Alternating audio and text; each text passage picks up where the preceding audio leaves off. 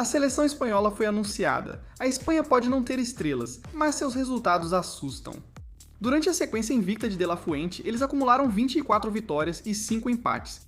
Eles ainda têm Rodri, vencedor da Bola de Ouro, Zubimendi, campeão da Premier League, e Lamine Yamal liderando o time. Mas 5 problemas estão à espreita, e um deles pode escancarar a defesa da Espanha.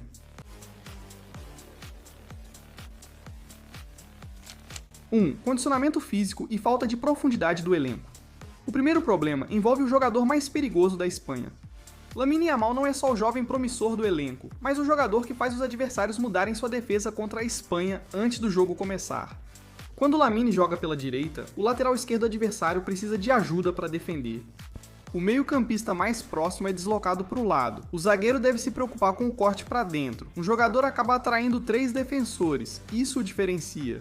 A Espanha domina o meio-campo com Rodri, Pedri, Zubimendi, Fabián Baena e Moreno, mantendo a posse de bola contra quase todos os adversários. Mas Lamine dá a eles algo que o controle sozinho não pode oferecer. Medo. Ele passa pelo primeiro defensor sem precisar de passe perfeito, recebe aberto, desacelera e depois acelera tudo com um toque. Ele consegue fazer um bloco baixo se mexer quando todos os outros estão apenas tocando a bola na frente dela. Então, se ele não estiver 100%, a Espanha perde mais do que um ponta. Eles perdem seu melhor atalho, ele ainda pode estar disponível, ele ainda pode começar jogando, ele ainda pode dar qualidade à Espanha. Mas a grande diferença entre Lamine estar em campo e estar explosivo. Em uma Copa do Mundo, essa diferença pode decidir um mata-mata. A Espanha tem opções, Ferran Torres atua aberto ou centralizado, Jeremy Pino traz intensidade, Dani Olmo se movimenta entre as linhas, Oyarzabal é inteligente e Nico Williams oferece velocidade pela esquerda. Vítor Muñoz traz mais uma opção ao ataque, mas nenhum reproduz exatamente o problema que Lamine cria aos adversários. Se Nico também não estiver 100%, a preocupação cresce. A Espanha precisa de perigo pelos dois lados. Sem isso, o ataque deles pode ficar afunilado, técnico e previsível. A Espanha ainda domina a posse sem Lamine em boa fase. Resta saber se ainda assusta os defensores. 2. Uruguai como último jogo da fase de grupos. O segundo problema da Espanha não é o grupo em si, é a ordem. Cabo Verde, Arábia Saudita e depois Uruguai. Esse último nome muda tudo.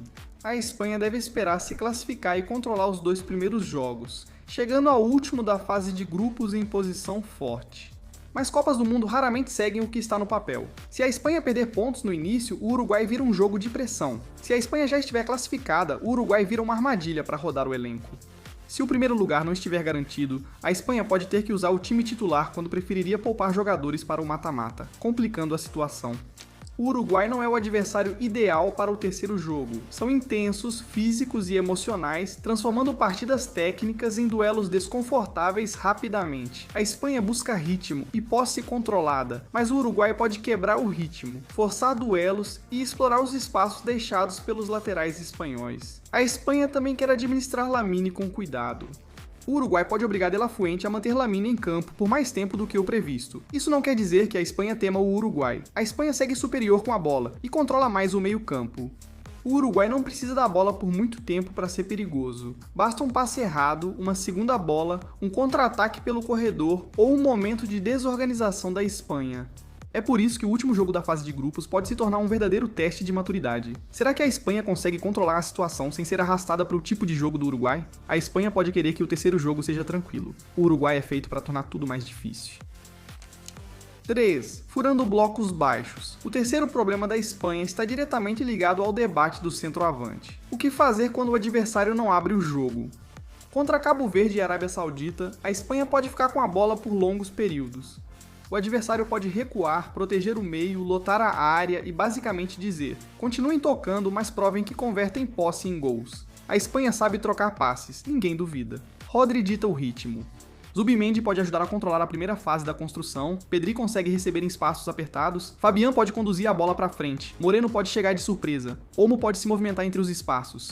O meio-campo é forte e faz os times correrem, mas isso não significa quebrar a defesa. Se a Espanha tocar devagar, favorece o defensor e após meia hora a pressão muda.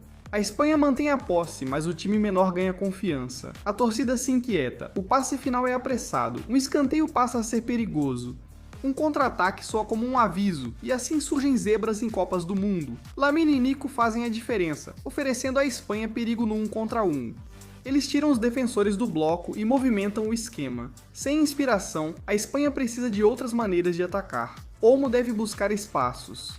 Pedri precisa jogar mais rápido entre as linhas. Fabian tem que chutar quando o espaço aparece. Moreno precisa atacar a área. Os laterais precisam abrir o campo sem deixar o time exposto. Mas todas essas soluções levam ao mesmo lugar: a área. A Espanha não precisa de mais posse de bola, e sim de posse que termine com alguém chegando ao gol. E é aí que a questão do camisa 9 se torna impossível de separar do problema do bloco baixo. 4. A questão do camisa 9. A Espanha tem atacantes, mas ainda não tem um centroavante que faça a função parecer completamente resolvida. Ferran Torres pode jogar pelo meio, Oyarzabal é inteligente e flexível, Dani Olmo pode atuar como falso, 9 Jorge Iglesias oferece uma referência mais natural para eles. São opções úteis, mas nenhuma encerra o debate. A grande questão é: quem a Espanha deixou de fora? Gonzalo Garcia será citado caso a equipe tenha problemas na área. Ele é jovem, trabalha duro sem a bola e traz um perfil diferente ao time. Um verdadeiro centroavante de área que se movimenta entre os zagueiros, ataca bolas perdidas e está sempre atento quando a bola cai dentro da pequena área. Em torneios, esse atacante faz diferença mesmo sem ser o mais famoso. A Espanha pode não precisar dele quando o jogo está aberto, mas o que acontece quando Lamine vence seu marcador, corta para dentro e não há um centroavante implacável atacando a pequena área? O que acontece quando o toque de bola é bonito, mas a área está vazia? E quando a Espanha precisa de um gol suado para evitar a prorrogação, um falso 9 dá mais controle à Espanha. Isso sobrecarrega o meio-campo e tira os defensores de posição, sendo útil contra times fortes. Contra defesas fechadas, o controle vira posse estéril se ninguém ocupar os zagueiros centrais.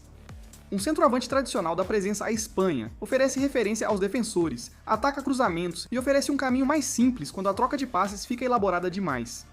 O espaço atrás dos laterais da Espanha...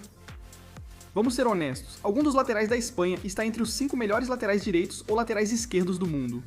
Cucurella traz energia e agressividade. Grimaldo oferece cruzamentos e qualidade técnica. Pedro Porro sabe atacar e cruzar. Marc Pujol acrescenta mais uma opção. Marcos Llorente pode atuar em várias funções, Eric Garcia pode contribuir como defensor híbrido, mas isso preocupa. Os laterais da Espanha atacam melhor do que defendem grandes espaços atrás deles, que surgem pelo estilo de jogo do time. Eles avançam muito, os pontas ficam abertos ou cortam para dentro e os meio-campistas se projetam à frente da bola. Tudo parece controlado até que um passe se perde. Aí o adversário tem um alvo, uma bola diagonal nas costas de Grimaldo. O jogador avança pelo lado de Porro em contra-ataque no espaço deixado por Cucurella. Contra times mais fracos, a Espanha sobrevive. Contra o Uruguai ou adversários fortes no mata-mata, esse espaço vira perigo. A Espanha mantém a posse por muito tempo, mas perder a bola pode tornar sua formação ofensiva um problema defensivo. Seus laterais podem dominar jogos, mas também são alvos dos adversários. A Espanha é forte e seus resultados comprovam isso. Mas Copas do Mundo punem os detalhes. A condição física de Lamine, o último jogo contra o Uruguai, blocos baixos, a questão do centroavante e o espaço dos laterais. Resolva esses pontos e a Espanha pode vencer.